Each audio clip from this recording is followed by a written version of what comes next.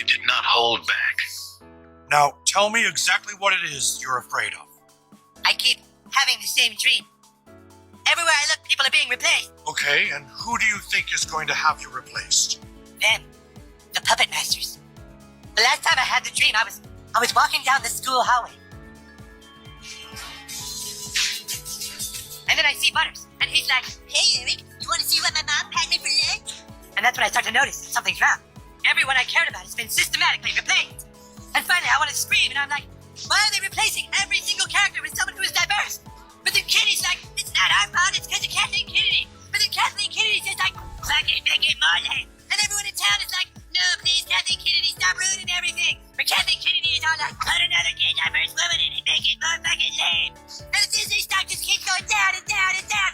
And then Bob Iger is all like, no, what's going on with my stock? No, Kathleen Kennedy. Ah! South Park is back, and they're taking no prisoners in their latest episode. This time, Disney is in the crosshairs, with the show ripping into the company's obsession with race and gender swaps. In The Panda, South Park turns Disney's so-called woke checklist into a running joke, mocking the way classics like Snow White are being reimagined, often leaving fans more baffled than impressed. South Park isn't just poking fun. They're saying out loud what many are already thinking.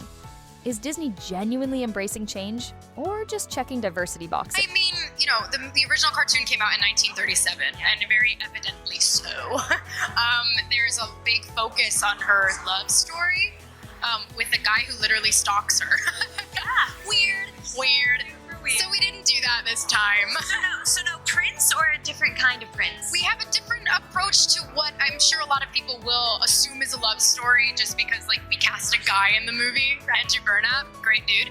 It's really not about the love story at all, which is really, really wonderful. And whether or not she finds love along the way is anybody's guess until 2024. All of Andrew's scenes could get cut, who knows? South Park wasn't holding back in their latest episode. Oh no, they went all in. Joining the Panderverse takes direct aim at Disney's so-called woke culture, and the message is loud and clear. Forcing diversity without creativity is a disaster waiting to happen. The timing couldn't be better.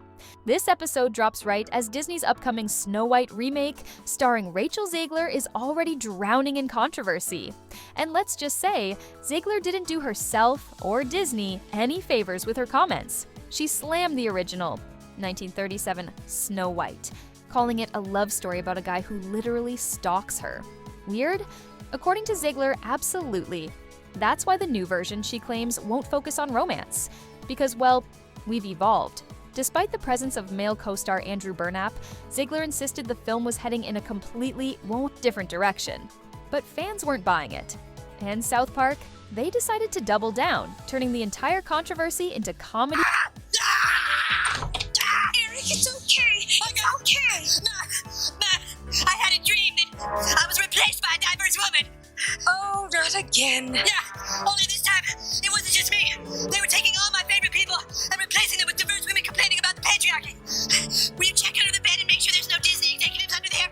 I promise there's not. I'm scared, Mom. Will you please just look and make sure Kathleen Kennedy isn't under my... Joining the Panderverse, Eric Cartman has a nightmare, one where all his favorite characters have been replaced by diverse women who won't stop complaining about the patriarchy.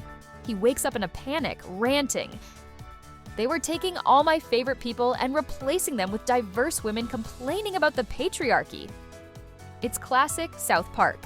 Blunt, unapologetic, and cutting straight to the point.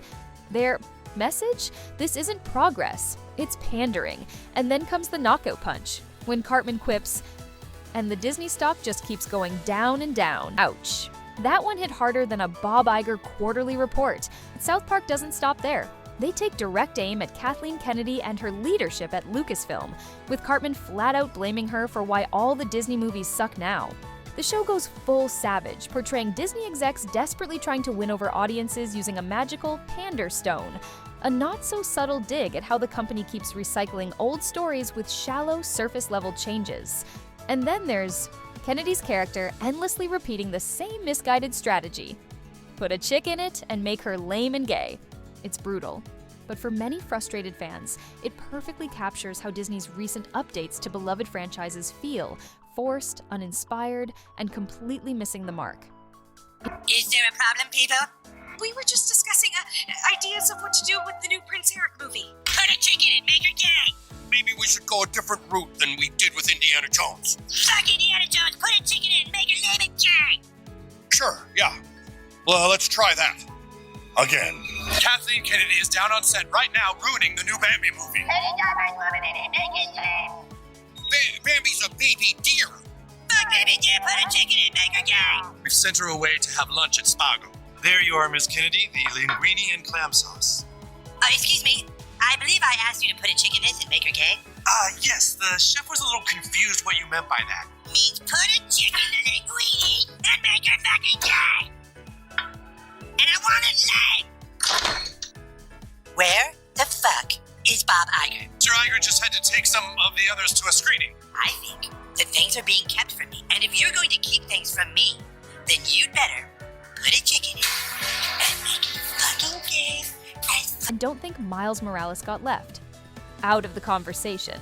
In one hilarious exchange, when someone accuses Cartman of disliking diverse characters, the kids fire back, "No, Miles Morales is sweet. That's a whole constructed thing with its own character and narrative.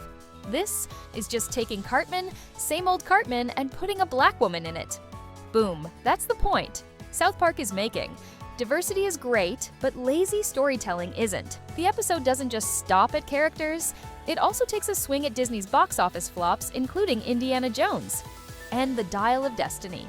Even though Harrison Ford wasn't technically replaced by Phoebe Waller-Bridge, South Park highlights the frustration of audiences who feel like Disney keeps shoehorning diversity in without substance. Fans aren't against new characters, they just want good stories. And once again, South Park says what a lot of people are already thinking, and oh boy, the internet ate it up. Elon Musk jumped in, dropping 2 laughing emojis and calling the episode timely. Meanwhile, Gina Carano, who was famously fired from The Mandalorian for controversial tweets, used the moment to unload on Disney again. In a long-winded rant on X, formerly Twitter, she mockingly imagined Kathleen Kennedy trying to censor South Park, rallying a mob to call the creators racist bigots and transphobes. Yeah, South Park clearly struck a nerve. But here's where things get interesting. The episode doesn't just go after Disney, it also skewers the anti-woke crowd. Toward the end, Kennedy's character has a moment of realization, admitting that using the Pander stone to fight bigotry through lazy remakes was a terrible idea. "All I ever wanted was to make great entertainment," she says, before lamenting that after being bombarded with hate mail and being called the C word nonstop, she lost her way. And in a surprising twist, even Cartman owns up to his part in the chaos, admitting, "I'm sorry I wrote all those letters. I guess just railing on woke stuff all the time is pretty lazy too." At its core, South Park delivers a sharp message. Real representation isn't just about swapping characters. It's about crafting meaningful, creative stories. Simply changing faces or identities without adding depth isn't progress. It's just lazy. And both Disney's execs and their loudest critics are guilty of taking the easy way out. With Joining the Panderverse, South Park fires shots at both sides of Hollywood's culture war, delivering a brutally funny, brutally honest gut punch to the entire debate. You've told me before that your version of Snow White is different, and it's more of a 2022 version of Snow White. What did you mean by that? I mean, you know, the original cartoon came out in 1937, and very evidently so. There's a big focus on her love story with a guy who literally stalks her. Weird. So we didn't do that this time. Disney's live-action Snow White remake has become the latest flashpoint in the ongoing debate over Hollywood's woke agenda. What was once a beloved fairy tale is now at the center of controversy thanks to the studio's efforts to modernize the story. And the backlash has been brutal. The trouble began when Rachel Zegler, who stars as the new Snow White, shared some less than flattering opinions about the original 1937 film. She dismissed it as outdated, saying, "The original cartoon came out in 1937, and very evidently so. There's a big focus on her love story with a guy who literally stalks her." Ziegler went on to explain that the new version would take a different approach, focusing less on romance and more on Snow White's independence and leadership. "We didn't do that this time," she said. Referring to the Prince's role, she added that despite casting Andrew Burnap as a new male character, it's not a love story. Instead of building excitement for the film, Zegler's comments sparked a social media firestorm. Fans and critics alike were quick to weigh in, and let's just say, the reaction wasn't exactly the fairy tale response Disney was hoping for.